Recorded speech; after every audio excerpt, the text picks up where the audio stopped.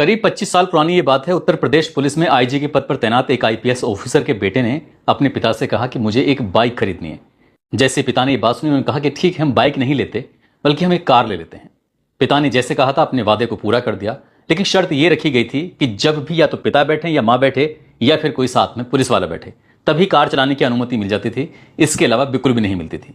इसी बीच में आईजी साहब के पास एक आदेश आता है कि तुम्हें विदेश में ट्रेनिंग लेने के लिए जाना है। अब जब ट्रेनिंग लेने के लिए जाना था तो उन्होंने सोचा कि मैं अपनी पत्नी को भी साथ ले जाता हूं, लेकिन घर पर बेटा अकेला रहेगा और वो स्कूल भी जाएगा। साथ ही एक ऑफिसर की घर पर ड्यूटी लगा दी गई थी ताकि उस लड़के पर ध्यान रखा जा सके। जब वो विदेश जा रहे थे तो विदेश जाने से पहले उस कार को गैरेज में खड़ी कर देते हैं और जो कार की चाबी होती है वो जाकर लॉकर में रख देते हैं। साथ ही जो गैरेज था उसकी भी चाबी लॉकर में छुपा कर रख देते हैं ताकि बेटे की इस पर नजर ना पड़े। यहां से वो विदेश गए ही थे कि उनके पास से खबर पहुंचती है कि लड़का दरअसल एक चाबी बनाने वाले को घर पर लेके आता है और चाबी बनाने वाले को जब घर पर लाता है तो उससे गैराज की चाबी बनवा लेता है। हालांकि पुलिस वाले ने रोकने की कोशिश की, लेकिन वो ठहरा आईजी साहब का बेटा, इसलिए ज्यादा विरोध कर नहीं पाया।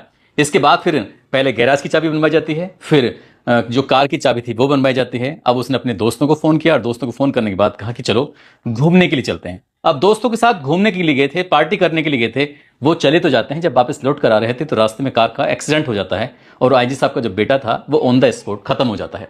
ये बात जब आईजी साहब को पता चलती है तो उनके पैरों तले जमीन खिसक जाती है। बाकी की नौकरी उन्होंने की जरूर थी थोड़ी बहुत, लेकिन बेटे के गम में ऐसा बताया जाता है कि पिता की भी ऑन ड्यूटी ही मौत हो जाती है। दरअसल ये कहा जाता है कि मौत जब आनी होती है तो कितने ही ताले लगा दिए जाएं, वो सब ताले तोड़ते हुए जब मौत आनी होती है तो आ ही जाती है। आज की कहानी जो मैं आपको सुनाने जा रहा हूं, इस कहानी को सुनने के बाद आपको भी बहुत दुख होगा, तकलीफ होगा, दर्द होगा, ये सोचकर कि जो 5 दोस्त होते हैं वो निकले थे मौज मस्ती करने के लिए और 5 में से 4 दोस्तों की मौके पर ही मौत हो जाती है।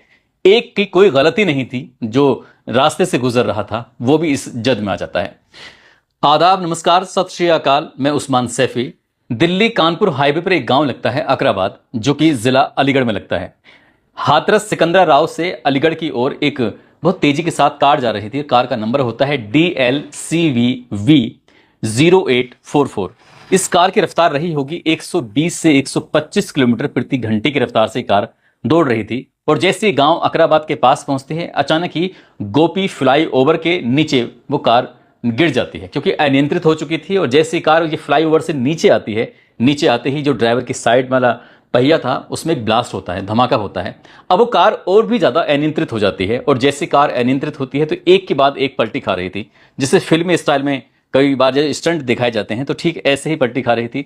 सुबह के लगभग 5:30 बजे के आसपास का वक्त था। तारीख थी 23 सितंबर 2025 की सुबह लगभग 5:30 बजे। अभी ना ठीक से दिन निकला था। हालांकि कुछ लोग थे जो अपने खेतों की तरफ जा रहे थे, कुछ लोग थे ऐसे जो टहलने की तरफ निकल रहे थे।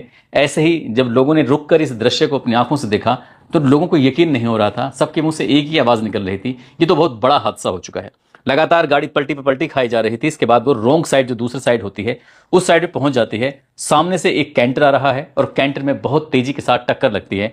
आमने सामने की वो टक्कर थी। कैंटर वाला भी अपने आप को रोक नहीं पाया, उसका भी कैंटर अनियंत्रित हो जाता है।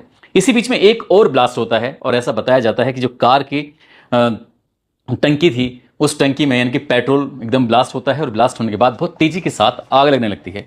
जिन जिन लोगों ने इस दृश्य को अपनी आंखों से देखा था वो दौड़कर मौके पर पहुंच जाते हैं और जैसे मौके पर पहुंचते हैं तो जो कार का ड्राइवर होता है उसका शीशा टूटा हुआ था और वो ड्राइवर आधा शीशे से बाहर था, आधा गाड़ी के अंदर था। इसी बीच में लोगों ने बड़ी मुश्किल से उसको पकड़ा। पकड़ने के बाद बाहर खींच लिया। अब जैसे उसे बाहर खींच रहे हैं कार के ड्राइवर को, इसी बीच में कैंटर वाले की तरफ से आवाज आती है। कैंटर का चालक कहता है कि भैया मुझे भी बाहर निकाल लो, मेरे पैर बहुत बुरी तरह से फंस चुके हैं, मैं निकल नहीं पा रहा हूं, मैं क्या करूं। अब गांव वालों ने ये सोचा कि इसकी भी मदद कर देते हैं। इसी बीच में किसी ने एक फोटो भी बनाया और वीडियो भी बनाने की कोशिश की, लेकिन उधर जो आग थी उस कार ने बहुत विकराल रूप ले लिया था। कार में आग बहुत ज़्यादा जब जलने लगती है तो अब इसी बीच में वो आग लगते लगते कैंटर के पास तक पहुंच जाती है। इसी बीच में जो कैंटर चालक होता है वो बार बार रिक्वेस्ट कर रहा था कि भैया मुझे भी निकाल लो, मैं निकल नहीं पा रहा हूं, मेरे दोनों पैर बहुत बुरी तरह से फंस चुके हैं। गांव वालों ने मदद की, आगे बढ़ने की कोशिश की और आग का गोला कुछ ऐसा बनता है कि अभी तक तो कार में आग लग रही थी, इसी बीच में कैंटर में भी आग लगना शुरू हो जाती है। वो बस चीख रहा था, चिल्ला रहा था, बस ये कह रहा था कि मेरे बच्चे मेरे घर पर इंतजार कर रहे हैं, मुझे बचा लो। लेकिन कुछ ही देर के बाद जब आग का रूप और भी विकराल हो जाता है तब ऐसी स्थिति में कैंटर चालक भी धू धू कर जलने लगता है। साथ ही कार के अंदर बैठे हुए जो लोग थे वो भी जलने लगते हैं। उन्होंने भी बचने की अपील की चीखे चिल्लाए, लेकिन किसी की चीखने चिल्लाने की आवाज़ें तब जाकर शांत हो जाती हैं जब आग की लपटें एकदम आसमान की तरफ उठने लगती हैं। इसी बीच में कुछ लोगों ने 112 नंबर पर पुलिस को फ़ोन किया। फ़ोन करने के बाद घटनास्थल बताया और घटनास्थल बताने के बाद कहा कि जितनी जल्दी हो सके गाड़ी भेज दीजिए, यह आग काबू नहीं हो पा रही है। इसी बीच में स्थानीय पुलिस भी पहुंच जाती है, एसपी देहात पहुंच जाते हैं, एसपी ट्रैफिक पहुंच जाते हैं, सीओ बरला भी मौके पर पहुंच जाते हैं और करीब 45 मिनट का समय लगता है। अब हाथरस से साथ ही अलीगढ़ से 2 दमकल गाड़ियां आती हैं, लेकिन जब तक वो गाड़ियां आई थी तब तक वहां पर जो भी था वो सर्वनाश हो चुका था, बहुत बड़ा नुकसान हो चुका था। इसी बीच में उस आग को बुझाया जाता है। बुझाने के बाद देखा जाता है कि कार के जो कंडक्टर के साइड में बैठा हुआ है एक व्यक्ति, जो कि लगभग 90% जल चुका है। उसका मौके पर ना सर दिखाई दे रहा था, ना उसके हाथ दिखाई दे रहे थे, ना ही पैर दिखाई दे रहे थे। मांस का एक लोथड़ा सा बन जाता है जो भारी मात्रा में जल चुका था। महज शरीर का 10% हिस्सा बचा था, बाकी 90% जल चुका था। पीछे और देखा जाता है 2 सवारी और बैठी हुई थी, उनकी भी हालत कुछ ऐसी ही थी। साथ ही जो कैंटर के अंदर बैठा हुआ व्यक्ति है वो भी इसी तरह से जल जाता है। इनकी मौके पर 5 लाशें मिलती हैं।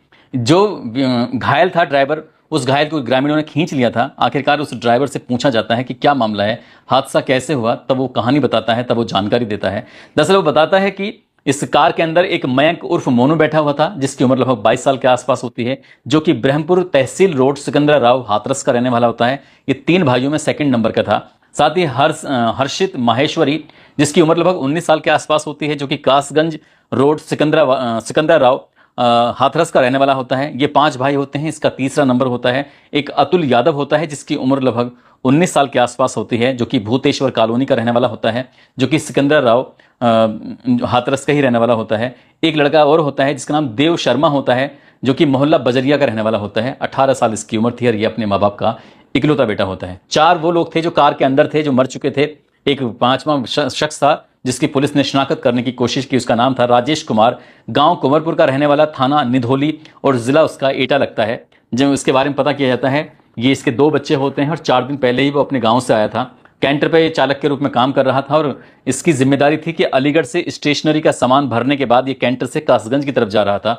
जिस वक्त ये हादसा हुआ था उस वक्त इसके दोनों पैर फंस चुके थे। इसने बचने की तमाम कोशिशें की, ग्रामीणों से अपील की, लेकिन ग्रामीण इसकी मदद नहीं कर पाए थे, क्योंकि आग ने बहुत बड़ा विकराल रूप धारण जो कर लिया था। अब इसके बाद ही पूछा जाता है कि इतनी सुबह सुबह तुम कहाँ जा रहे थे। तब वो बताता है कि उनका एक दोस्त है, जो खास दोस्त, जिसका नाम फैज होता है। फैज का 22 सितंबर की रात को जन्मदिन होता है, तो उसकी जन्मदिन का 22 सितंबर की रात लगभग 12 बजे के आसपास केक काटने के लिए ये सारे दोस्त इकट्ठा होते हैं, जिसमें मयंक होता है, हर्षित, देव शर्मा, सुमित, अतुल, ये सभी लोग इकट्ठे होते हैं। इकट्ठे होने के बाद एक ढाबे पर पहुंचते हैं। वहां जाने के बाद पार्टी करते हैं, केक काटा जाता है और केक काटने के बाद जब ये खूब नाच गाना, इनका डांस वगैरह सब हो जाता है, इसी बीच में फैज कहता है कि मैं अपने घर जा रहा हूँ, मेरे घर वाले मेरा इंतजार कर रहे होंगे। फैज तो अपने काम से अपने घर निकल जाता है। इसी बीच में एक और साथी होता है अतुल, वो कहता है कि मेरे पिताजी मुझे ढाबे पर मेरा इंतजार कर रहे हैं, मैं ढाबे पे चला जाता हूँ। बाकी जो साथी होते हैं मयंक, हर्षित, देव और सुमित, ये सब लोग इकट्ठे होने के बाद रात भर पार्टी करते हैं। नाचना गाना इनका चल ही रहा था, सड़कों पर गाड़ी दौड़ा रहे थे। इसी बीच में वो कहते हैं कि अब अतुल भी फ्री हो गया होगा, एक काम करते हैं, अतुल के पास चलते हैं। 23 सितंबर 2025 की सुबह लगभग 3 बजे के आसपास उसके ढाबे पर पहुंचते हैं अतुल के, और अतुल उसको आवाज़ लगाते हैं। अतुल इनकी गाड़ी में आ जाता है। तभी बैठे बैठे आपस में बातचीत कर रहे थे। बोले चलो अलीगढ़ की तरफ चलते हैं, थोड़ा और मौज मस्ती करते हैं। हालांकि इन पर नज़र पुलिस वालों की पड़ जाती है। पुलिस वालों ने रोका भी था, टोका भी था, कहाँ घूम रहे हो, क्या कर रहे हो। तब उन्होंने कहा कि सर दोस्त हैं, मस्ती कर रहे हैं। पुलिस वालों ने कुछ ज़्यादा उनको रोकने टोकने की फिर कोशिश नहीं की कि ठीक है अपने आप में अगर ऐसा घूम रहे हैं तो घूमने दो। लेकिन कुछ ही ये सफ़र पूरा किया था, अलीगढ़ की सीमा में पहुंचे ही थे। अकराबाद गांव के पास जाने के बाद गाड़ी अनियंत्रित हो जाती है और अनियंत्रित होने के बाद 4 दोस्तों की तो मौके पर मौत हो जाती है। कैंटर चालक भी इसकी मौत की जद में आ जाता है। और साथ ही एक साथी होता है सुमित ठाकुर, जो कि ड्राइवर की सीट पर बैठा हुआ था। उसका शीशा टूटता है और ग्रामीण उसको बाहर खींच लेते हैं। फिलहाल वो हॉस्पिटल में एडमिट है क्योंकि उसको गंभीर चोटें आई हैं। लेकिन जैसे ही इस हादसे की खबर पूरे अलीगढ़ में, हाथरस में या अखबार के माध्यम से आसपास के जनपदों में फैलती है तो लोगों को यकीन नहीं हो रहा था। लोग आश्चर्य कर रहे थे कि देखो मौत जब आनी होती है तो वो किस रूप में आती है। ये भी जानकारी मिल रही थी मीडिया के माध्यम से। ये बताया जा रहा था इन 4-5 दोस्तों ने मिलकर एक कार खरीदी और कार खरीदने का जो मकसद था उन्होंने चंदा आपस में इकट्ठा किया। उन्होंने कहा कि जब भी कहीं जाना होगा, दोस्ती में कहीं आना जाना होगा तो साथ चल करेंगे और इसी कार से चलेंगे। ये कोई नहीं जानता था कि ये कार ही उनकी मौत का सबब बन जाएगी। दोस्तों, इस पूरे घटनाक्रम को सुनाने का उद्देश्य किसी को परेशान करना नहीं है, किसी का दिल दुखाना नहीं है, बल्कि आपको जागरूक करना है, आपको सचेत करना है। अक्सर देखा होगा कि पुराने बुजुर्ग लोग ये कहते हैं कि शाम जैसे ही सूरज ढल जाए तो घर से बाहर नहीं निकलना चाहिए। माँ बाप अक्सर बच्चों को रोकने की कोशिश करते हैं और समझाने की कोशिश करते हैं कि ज़्यादा रात में कहीं बाहर नहीं घूमना चाहिए, ज़्यादा रात में कुछ ज़्यादा इधर उधर नहीं रहना चाहिए। लेकिन इन लड़कों से भी यही कहा गया था कि ज़्यादा रात में नहीं जाना चाहिए। लेकिन दोस्त थे, लड़कपन वाली उम्र थी, इनको लग रहा था कि कुछ भी नहीं होगा, लेकिन जो हुआ वो बहुत भयानक हो गया।